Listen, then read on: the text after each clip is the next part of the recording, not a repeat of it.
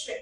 પાટણ જિલ્લાના સાંતલપુર ખાતે ધરણા પર બેઠેલા અગરિયાઓની મુલાકાત લેતા પૂર્વ સાંસદ જગદીશભાઈ ઠાકોર।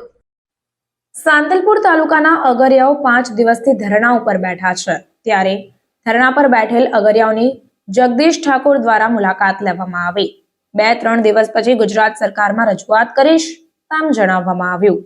પાટણ જિલ્લાના સાંતલપુર તાલુકાના અગરિયાઓ રણમાં પ્રવેશ ન મળતા 5 દિવસથી આડેસર ખાતે આવેલી વન વિભાગના અધિકારીની કચેરીએ ધરણા પર બેઠા છે, જ્યારે 5મા દિવસે સોમવારના રોજ પાટણ જિલ્લાના પૂર્વ સાંસદ જગદીશ ઠાકોર દ્વારા મુલાકાત લેવામાં આવી। આડેસર ખાતે સતત 5 દિવસથી ધરણા કરી રહેલા અગરિયાની મુલાકાત જગદીશ ઠાકોર દ્વારા લેવામાં આવી હતી। જગદીશ ઠાકોર દ્વારા જણાવવામાં આવ્યું કે જે લોકોને મીઠાથી કોઈ લેવા દેવા નથી તેવા લોકોને 100 એકર જેટલી જમીન આપી દીધી છે, જ્યારે પરંપરાગત રણમાં પોતાની આજીવિકા ચલાવી રહેલા માત્ર પાટણ જિલ્લાના અગરિયાઓને રણમાં પ્રવેશ આપવામાં આવ્યો નથી। હાઈકોર્ટમાં ચુકાદો આવે પછી હું તેમજ કોંગ્રેસના ધારાસભ્યો સરકારમાં રજૂઆત કરીશું અને આ લોકો સાથે જે અન્યાય થયો છે તે અગરિયાઓને ન્યાય અપાવવા અમારે જે લડત લડવી પડે તે લડીશું। સરકાર સામે યાત્રાઓ કાઢવી પડે તો પણ કાઢીશું, પરંતુ અગરિયાઓને ન્યાય અપાવીશું। જે અગરિયાઓ રણમાં મીઠું પકવે છે તે ધંધો નથી કરતા પણ પોતાની આજીવિકા ચલાવી રહ્યા છે તેમ તેઓ દ્વારા જણાવવામાં આવ્યું।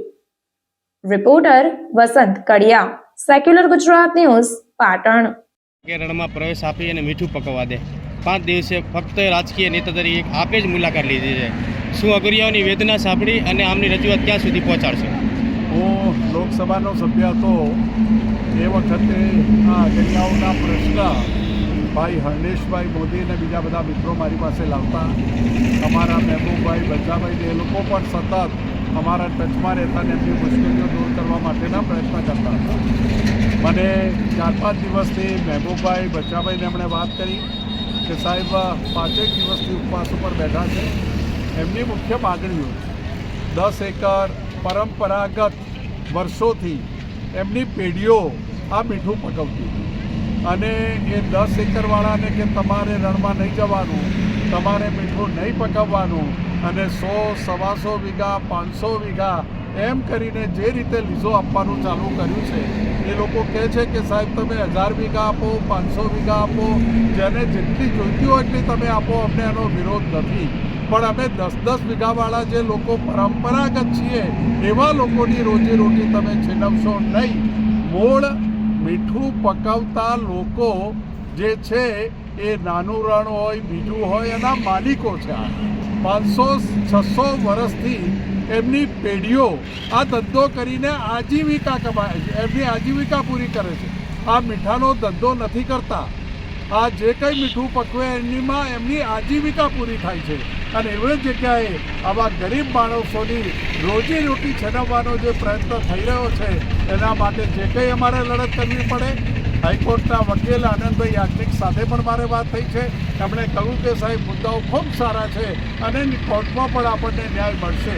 સરકારમાં પણ એમણે રજૂઆત કરી છે, 3 જિલ્લામાં અગરિયાઓને જવાની છૂટ આપી છે, પાટણ જિલ્લામાં નથી આપી, તો પાટણના અગરિયાઓને સાથે કેમ ભેદભાવ કરે છે એવી સરકારમાં પણ કાલે પરમ દિવસે રજૂઆત કરીશું। અને આ રજૂઆત કર્યા પછી પણ આવા ગરીબ માણસોનું સાંભળવા એમને બીક છે કે સાહેબ અમારા જે બોર છે, કૂવા છે, મકાન છે, સોલાર સિસ્ટમ જે લાગેલી છે એ બધું આ 200-300 વીઘાવાળાને અમારી જમીનો બતાવીને બધું ના આપી દે એવી એક એમને બીક છે। એટલે પોતે જેના માલિક હતા એવા લોકો અત્યારે રણથી બહાર છે અને જેને મીઠાથી લેવા દેવા નથી એવા લોકો અત્યારે 100-200 વીઘા લઈ અને જે કંઈ સરકાર અન્યાય કરી રહી છે એ અન્યાયનો જવાબ પણ માગીશું। કાયમ માટે આવા ગરીબ સમાજના જે લોકો છે, અગરિયાઓ છે, એની સાથે રહેવા માટેની વાત અમે કરીએ છીએ અને એટલા જ માટે આજે એ લોકોની જાત મુલાકાત લીધી છે। કાલે હાઈકોર્ટમાં શું થાય છે જોઈશું અને 2 દિવસ પછી સરકારમાં રજૂઆત કરીને નહીં થાય તો જેટલા ગામો આવે છે, જેટલા જિલ્લા આવે છે, જેટલા તાલુકા આવે છે, આ ગરીબ માણસને રોજીરોટીની કરવાવાળી સરકારની સામે યાત્રાઓ કાઢવી પડે, ગામે ગામ મળવા જવું પડે, એના ટેકામાં કોંગ્રેસ પક્ષ કોઈ કસર નહીં રાખે એ રીતે લડાઈમાં એમને ટેકો પણ આપીશું અને એમના હકની લડાઈ છે, ન્યાયની લડાઈ છે, એ લડાઈ અમે લડીશું। Thank you.